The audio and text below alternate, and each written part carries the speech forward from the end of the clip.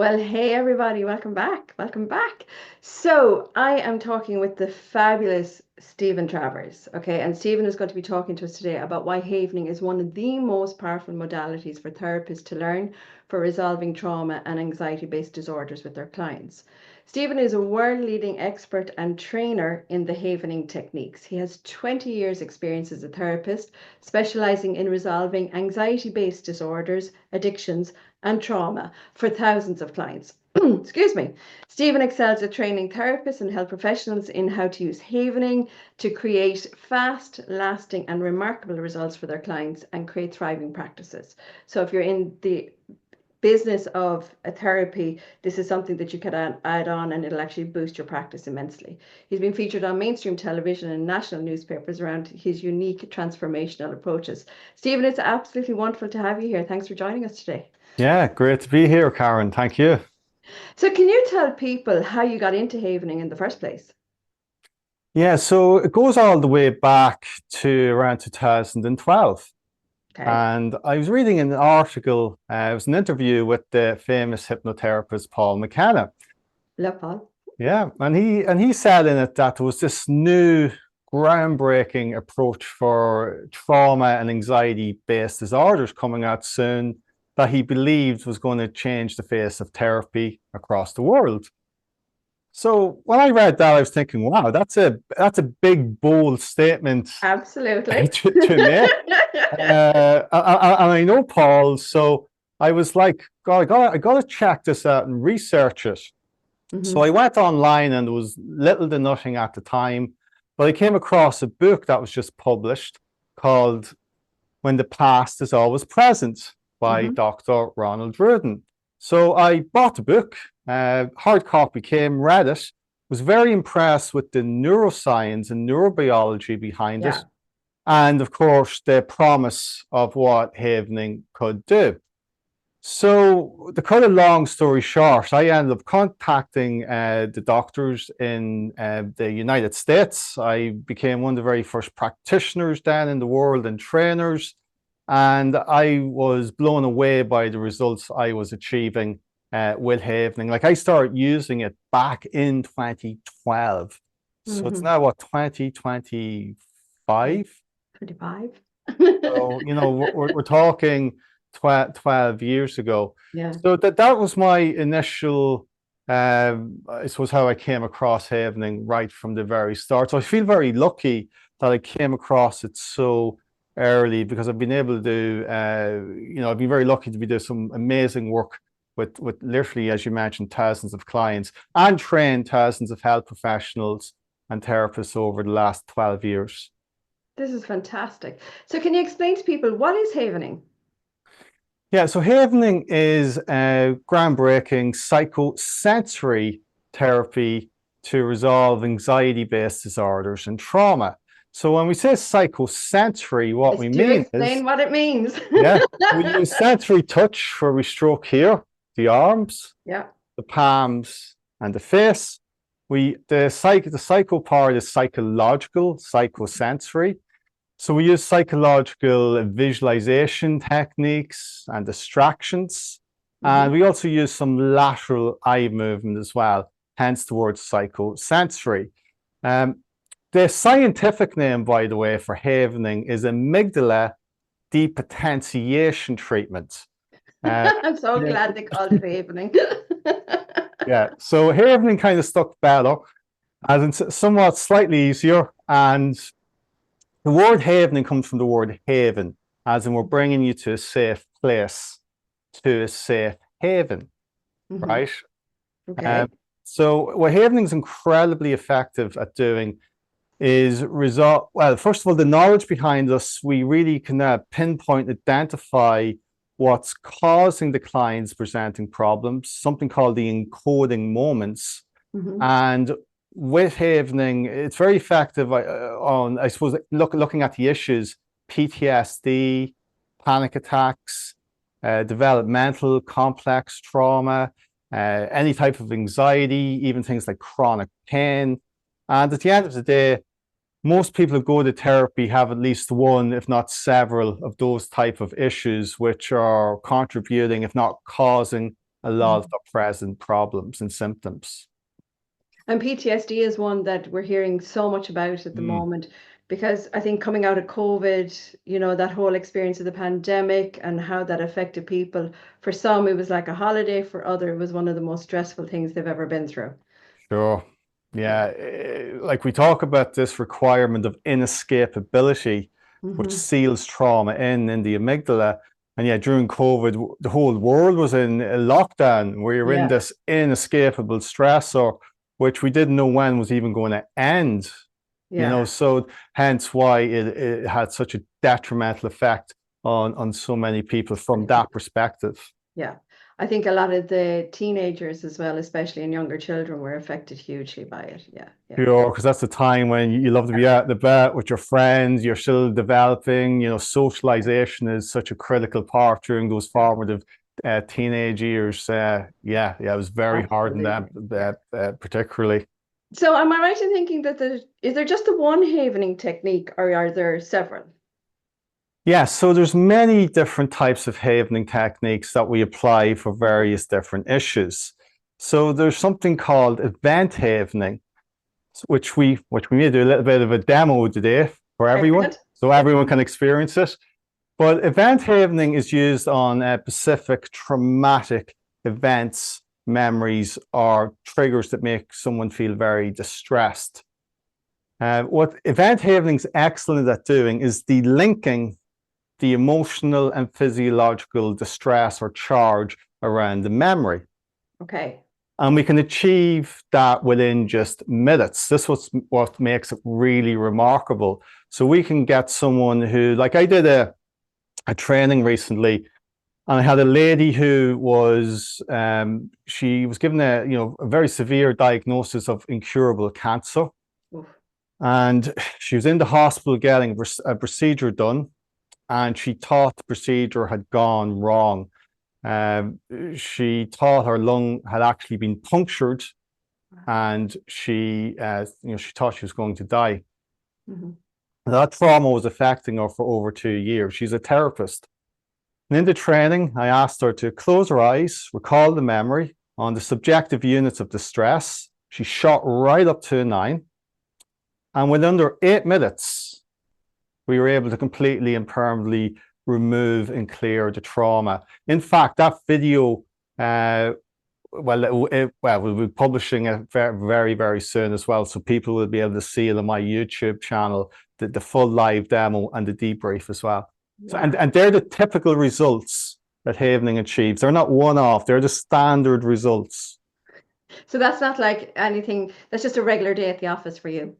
That's a regular day at the office, and hence why I'm such an advocate, because it makes my life much more easier as a therapist when I'm working with clients.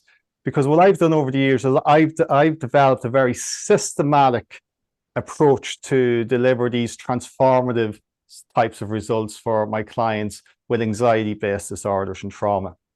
Okay. And can you talk a little bit more? You mentioned it earlier, but can you explain a bit more about some of the neuroscience behind havening and how then does it help people with trauma and anxiety? Yeah, sure. By the way, that's just one of the techniques I mentioned, but yeah, sure, we can jump. Sorry, I'm jumping ahead. That was only one. There's others. Oh my gosh, I'm so sorry. Go back. Yeah, there's something called transpirational havening, because sometimes people ask me, Stephen, what do you do when people present and they've loads of trauma? They may be brought up in the household, or there was maybe an alcoholic or some sort of emotional and physical abuse that was going on for years that's affecting them. So there's something called transpirational havening that we use, where we can take multiple memories where there's a lot of pathological emotions encoded, such as unresolved anger, fear, guilt, shame, abandonment, etc. And we can depotentiate all those memories once again within just minutes using transpirational. It's a different process, as in we get people actually to bring up the memories and chant out the emotions they're feeling as we're using havening touch. And what this does, the touch produces delta waves that depotentiates the neurons where the trauma is encoded. And the result again is it delinks the emotional and physiological distress from those past memories. and down regulates all that stress that is accumulated in the person's nervous system. It's like taking a big bale of massive straw off the camel's back, for want of a better analogy or metaphor. It sounds, as you're talking, as if it's almost like it's giving comfort or soothing to the event to sort of disassociate from those negative emotions that are attached to it, so it can detach them. Yeah, that's a very good observation, because there is this extra sensory component to it, as in, like when a child is born, when the baby's born, it comes out and it cries. It doesn't want to be abandoned. That's nature's way of releasing oxytocin in the mother's brain to bond with the baby, and the mother gets the oxytocin, give me my baby. And when the baby senses and feels that felt touch of being held, and it's born, it knows it's safe. Knows it's not going to be abandoned. So that's hardwired into us from the moment we're born and over our first few days, weeks, and even years as a baby and a young child. So there's that side of it, that sensory touch. Is producing that feeling of, oh, I'm safe now, I'm okay, I'm going to survive, things are fine. I love that. Oh, I love that. That is real, like sort of cellular level stuff that we have within us. Okay, before I go back to asking about neuroscience, is there another havening technique you want to talk about? There's a few others. Yeah, so the two main ones that we use to remove trauma, if you like, and pathological emotions, etc., is event havening and transpirational havening, and also something called outcome havening, where we can actually go back to past memories and actually change the memory to resolve the trauma. And that's a very clever treatment, where we remove the inescapable component that was present in the past trauma and give the client a perceived sense of escape. And once we do that, so there's a lot to that, but that's, if you like, the principle behind how that works. Then there are post-traumatic growth techniques that we use. So havening's not just only about resolving and removing past trauma and present stress. It's also about how do we develop resilience, emotional resilience, confidence, positivity. How can we downregulate our own emotions and stress as well, going into the future? Because we teach people how to use havening as well on themselves as a tool. So we use havening a lot in terms of, sports people can use it. People who, want to do things like public speaking or want to feel more confident. So we can do things like that around that post-traumatic growth work as well. Okay.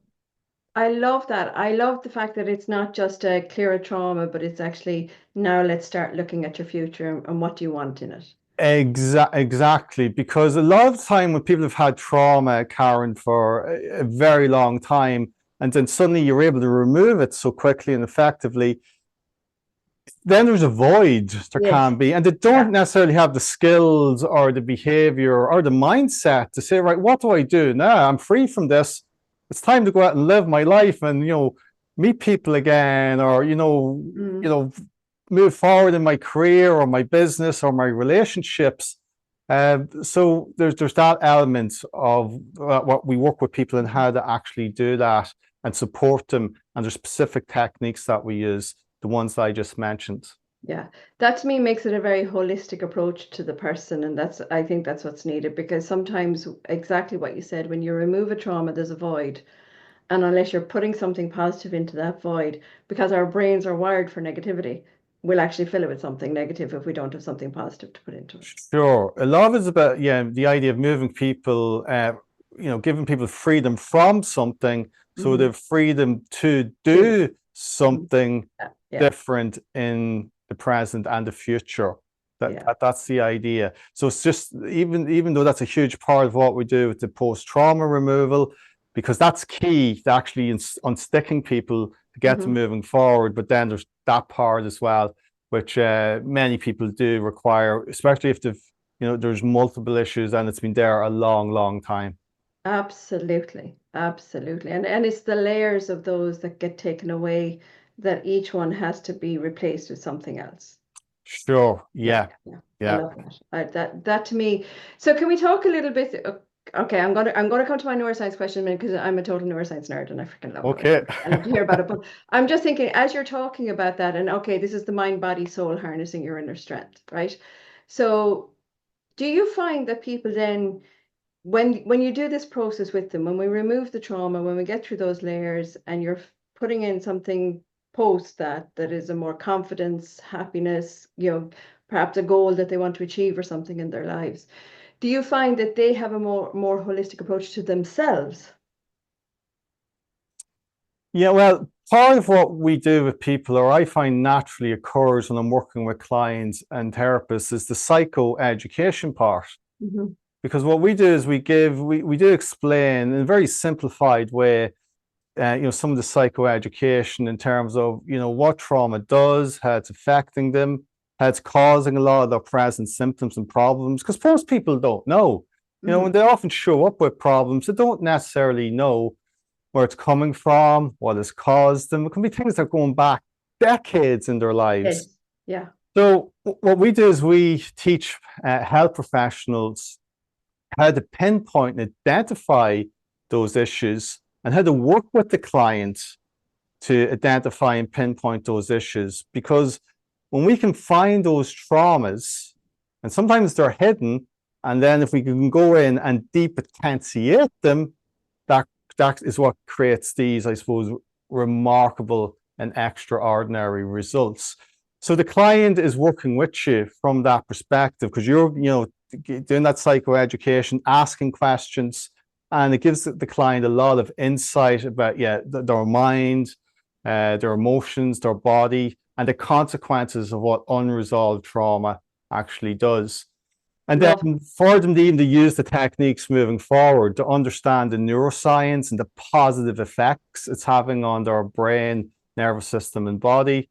Them knowing that information really, it joins the dots for them to say, that makes sense. A bit like, why would you exercise or eat healthy? Well, this is why you do this. Yeah, it makes This sense. is benefiting my mental and physical health. Yeah. I love that. I love the idea that a person moves through a process with you or with any therapist, but that they come out the other side feeling more connected within themselves to all aspects of themselves. And I just think that's beautiful. Thank you for that. Okay, I'm asking my neuroscience question. Explain the neuroscience behind havening to me. Okay. There is a lot of neuroscience and neurobiology. There's files this high on published papers. Well, I'll give it to you, I suppose, in a snapshot.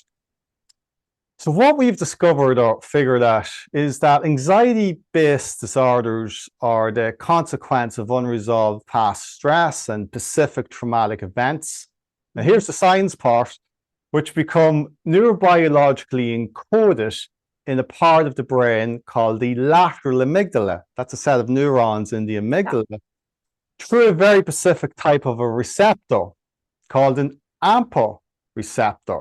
So the AMPA receptors, if you like, are the linchpin that hold and encode the trauma there, be it the cognitive component, the autonomic component, the somatosensory component, and the emotional component of the entire trauma is held in those AMPA receptors in the amygdala. Okay? Okay, where would you? And if anything reminds that person of that past trauma, be it consciously or unconsciously, it could be something to see, something to hear, something to smell, something to watch on TV, some internal thought you might have about it. All those stimuli have the potential to activate those AMPA receptors and release cortisol and adrenaline within the body within just milliseconds. Mm-hmm. What havening does, it produces, so what we do in havening, for example, with the event havening, we identify the trauma where the AMPA receptors are encoded. Okay. We get the person to close their eyes, recall the event. The reason we do that is this will activate the AMPA receptors of neurons. There's something called a phosphate molecule that's holding those AMPA receptors stuck there, glued, that phosphate molecule is exposed and the trauma is activated. Then, when we apply this touch, it produces something called the delta waves in the brain, which occur in slow wave sleep. These are like slow electrical brain waves. So think of my hand as a neuron and my fingers as the AMPA receptors. The delta waves go in to the neuron with the AMPA receptors, and something called, this is where the depotentiation occurs, or dephosphorylation, which means it removes, the delta waves create calcineurin, the calcineurin remove the phosphate molecule off the AMPA receptors, and once they are removed, the AMPA receptors disappear and are recycled back into the neuron, and it disrupts that neural pathway.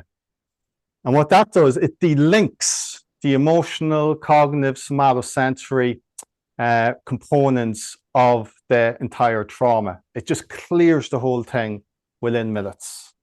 That is the piece I have been dying to hear you talk about, because that is what explains it to people so simply. It is just to say, this has been set up in your brain. Here's how you get rid of it. Here's how you can deal with stuff going forward. Yeah.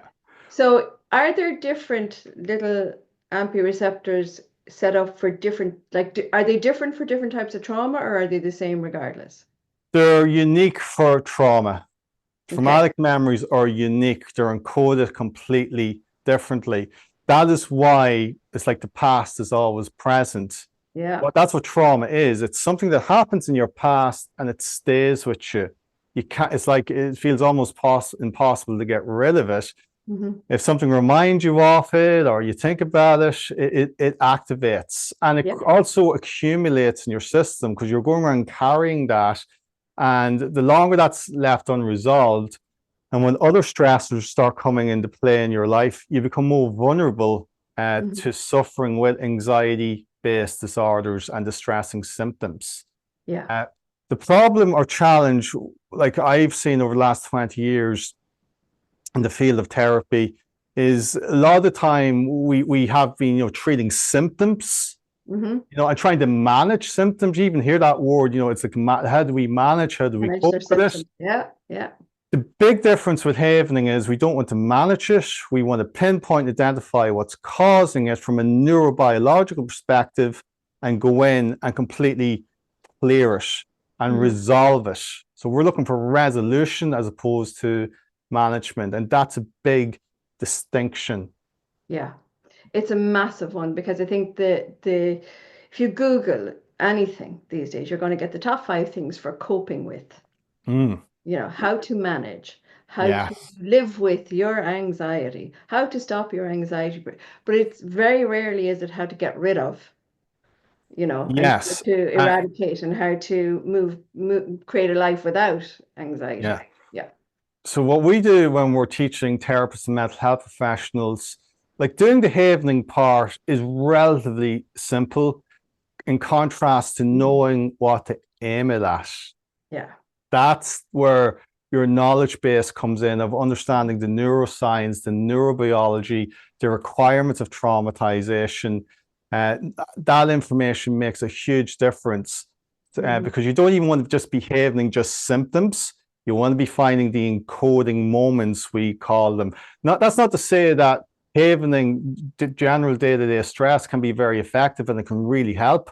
But ideally, we like to get to the neurobiological roots of it, where those AMPA receptors are sitting there in the amygdala, that encoding. Firing. Firing. And that's the fight. Those AMPA receptors is the fight, flight, or freeze reaction. From a neurobiological perspective, that's what's happening in the brain and nervous system. I think everyone who's watching this, Stephen, is going to see how much you enjoy your work, because your face entirely lights up every time you talk about it. It's like the pleasure it brings you. It's just amazing. I'm doing this 12 years, right? I've worked with thousands of clients, and I still work with clients. And I'm a very results orientated person. I'm one of these people, like, if you look at disc profiling, I'm high D.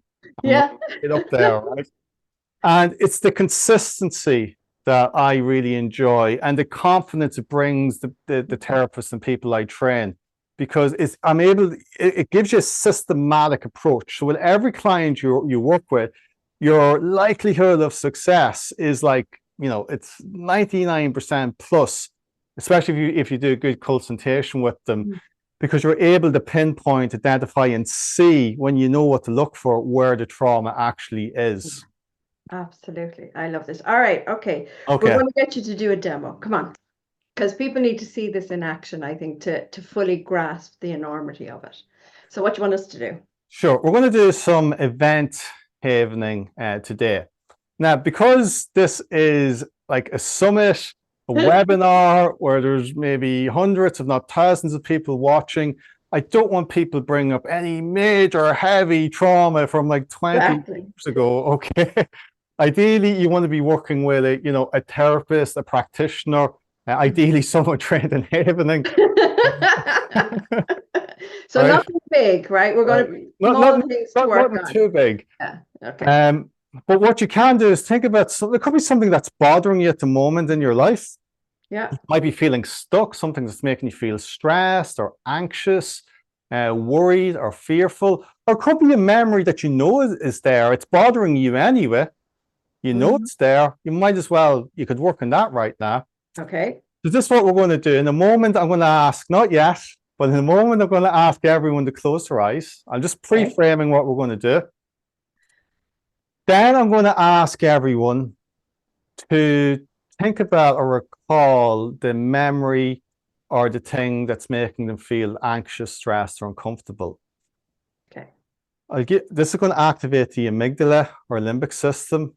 And then I'm going to ask everyone on the scale of 0 to 10, how high to go. Is it 10 is like extremely distressed, 0's calm. So I want them to check how far down the scale to go. Then we're going to say, open up our eyes, clear our minds, and we're going to do the touch. And I'm going to distract you. So we'll do a few distractions like walking on the beach, or a park. We'll hum a few songs like Happy Birthday, row your boat. We'll do some eye movement from left to right.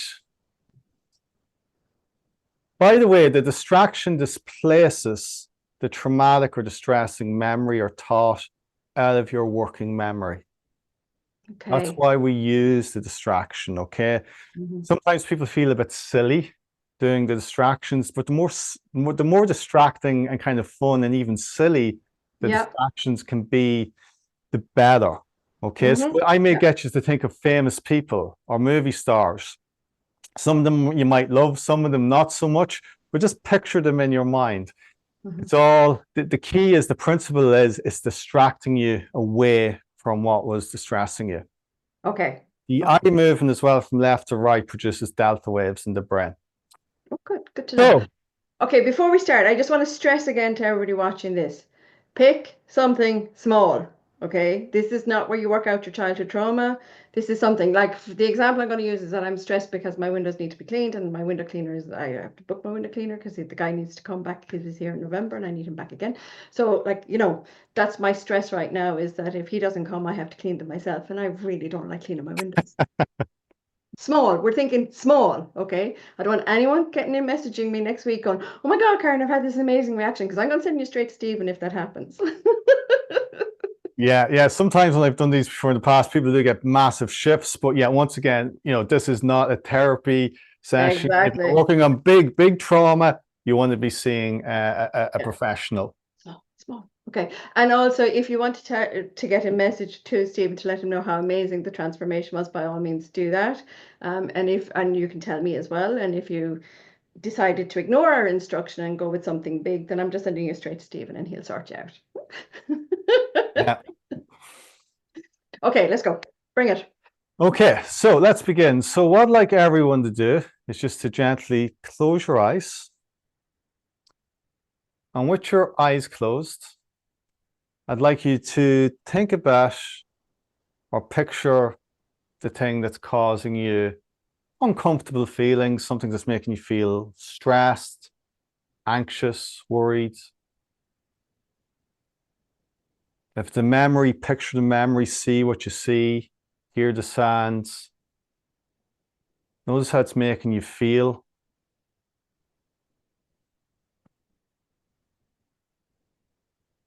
Just allow yourself for a moment to really recall it, think about it, and notice the emotion attached to it and the feelings.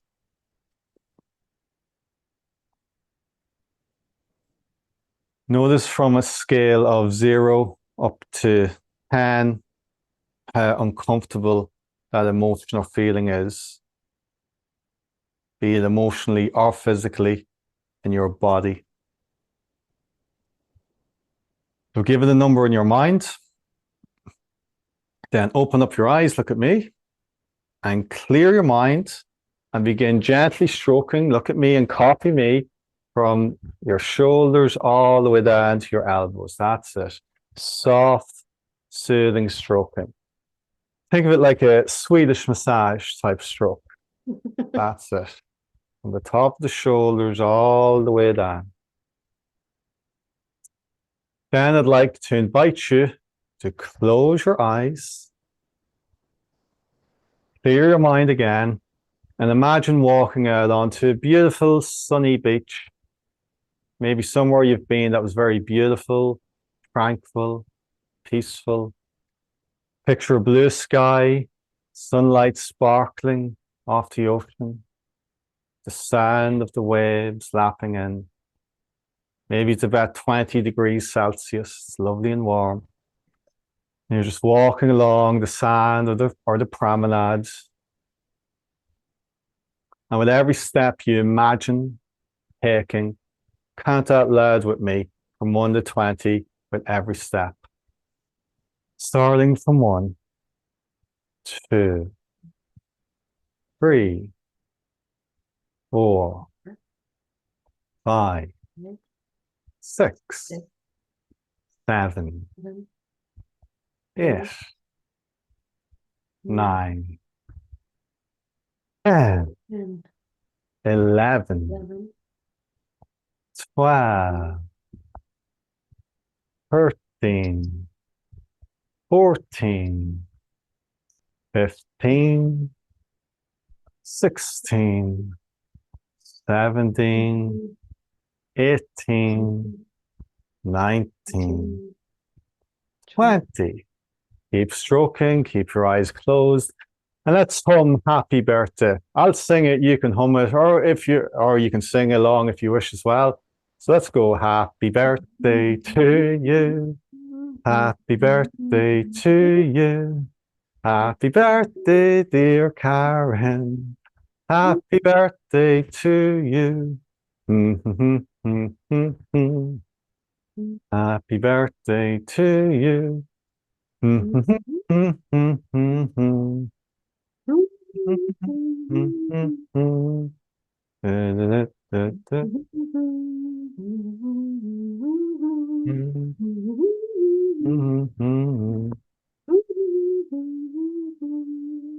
Very good. Keep stroking.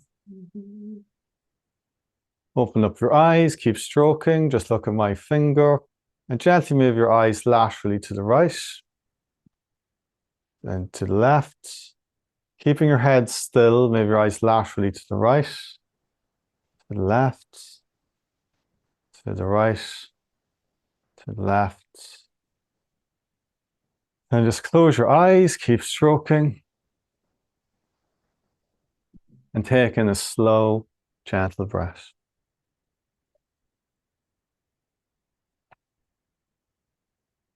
Then look at me and let's move to our palms. So we're going to do some palm havening. Okay. Now, the key with this is just gently massage the palms, soft and gentle stroking, specifically on the palms. That's where all these receptors are in the skin that are producing these delta waves. And close your eyes. And then I'm going to call out famous movie stars and actors, anyone at all. I just want you to picture them in your mind, or maybe think of the movie they're in. So I'm going to start off with Tom Cruise, Elizabeth Taylor, George Clooney, Meryl Streep, Sylvester Stallone, Humphrey Bogart, Al Pacino,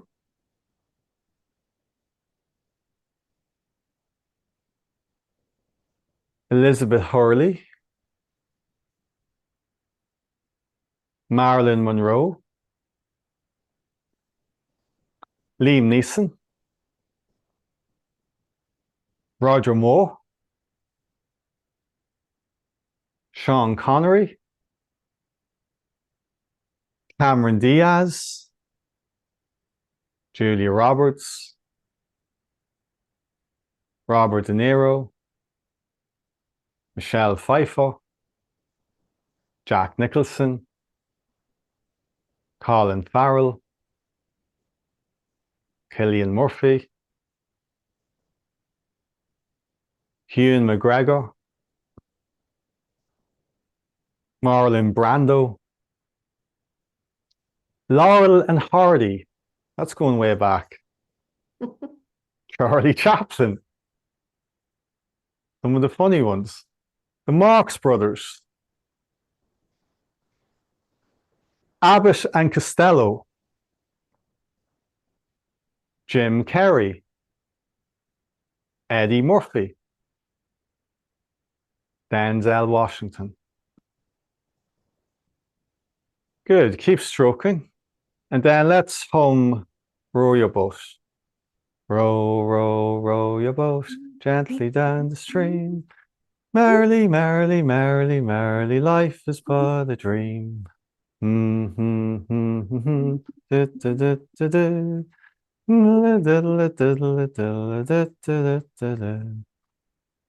row, row your boat. Merrily, merrily, merrily, merrily, life is but a dream. Good. Then we're going to open up our eyes again. Keep stroking. That's the key. Okay. And then just gently move the eyes to the right, laterally to the left, and to the right, and to the left, then to the right, then to the left, then to the right, left, right, left. Then we're just going to move to our face. Look at me, and let's do some face havening. Just notice where you're feeling now on a scale of 10 to 0. And keep stroking and clear your mind. And then this time is a visualization. I'd like everyone to imagine walking through their favorite place or in their favorite place. It could be a park, could be even through it, or a city, or could be the beach again. Anywhere where they love to go for a walk, somewhere where they feel very safe or really enjoy. And with every step, you imagine taking that out loud from 1 to 20, starting at 1, 2, 3, 4, 5, 5, 6, 7, 8, 9, 10, 10, 11, 12, 13, 14, 15, 16, 17, 18, 19, 20. 20. And then keep stroking. And let's hum Twinkle Star. Twinkle, twinkle, little star. How I wonder what you are. Up above the world so high. Like a diamond in the sky. Twinkle, twinkle, little star. Then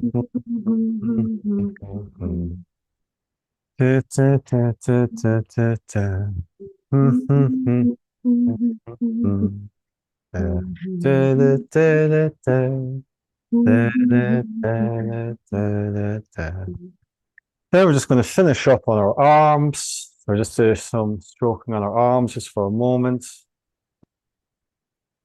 Focus on that soft, sensory touch. Just taking a slow, gentle breath.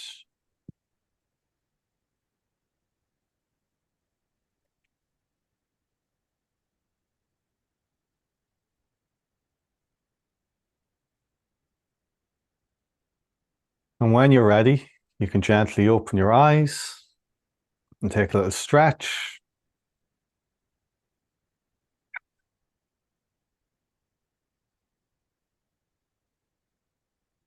Okay. Yeah, so people may be feeling various things now. Often people feel a sense of calmness or lightness or Hmm. spaciness or sleepiness or sometimes a bit tired. And that's because of the changes in the brain and the body from the touch. That's ridiculously calming. It's just Yeah, so calming. yeah, Yeah. it is. It's very important to mention it's actually increasing serotonin, Hmm. oxytocin, and GABA. So you're changing the electrochemical state of the brain and the body, and it's reducing the cortisol and adrenaline, those stress hormones. It's also from the studies we've done, it's reducing your heart rate, your blood Hmm. pressure.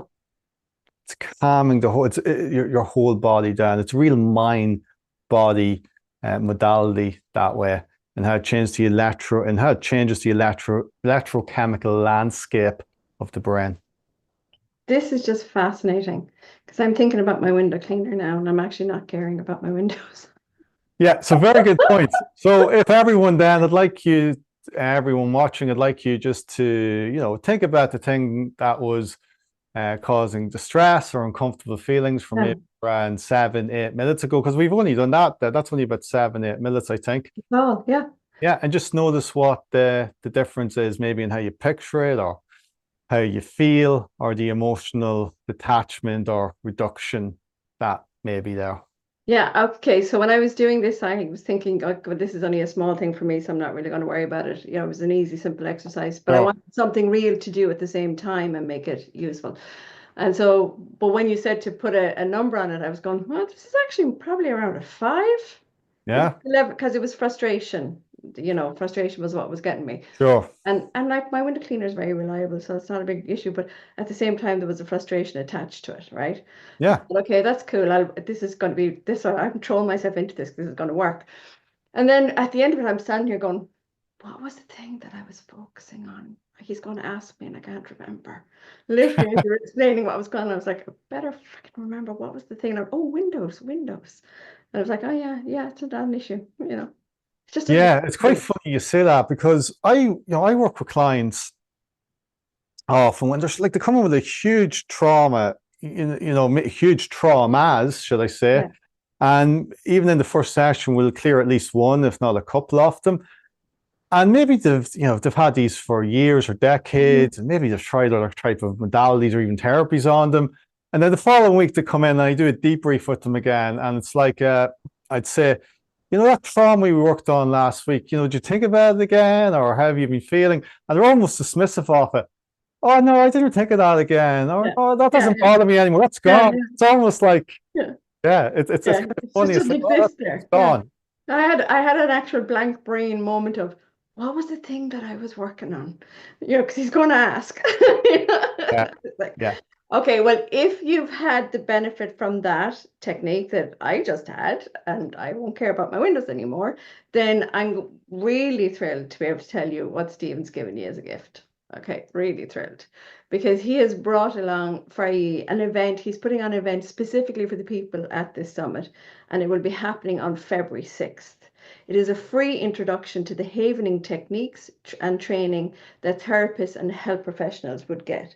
So you get to see a havening demonstration, resolving a traumatic memory of a person who had, I think it's a fear of flying you mentioned, We how to might grow. even use a different. We might even use a different one because we've many demos now. So we may even show a different one. So yeah, We we've might lots even of show demos. you too if So, we ask him nicely. And he's also going to talk about how to grow a thriving and successful practice in person or online. And you can see how well that works online, given what he's just done with us. And you get to hear about clients, therapists, and health professionals their amazing healing experiences and results from using havening and how you can achieve the same. So that will be February 6th. And the link to sign up for that is under the video, as always. And it will be in the email that comes out at the end of the day today. Stephen, thank you so much for being with us. It's been an absolute revelation and joy. Thank you, Karen. It's been a pleasure.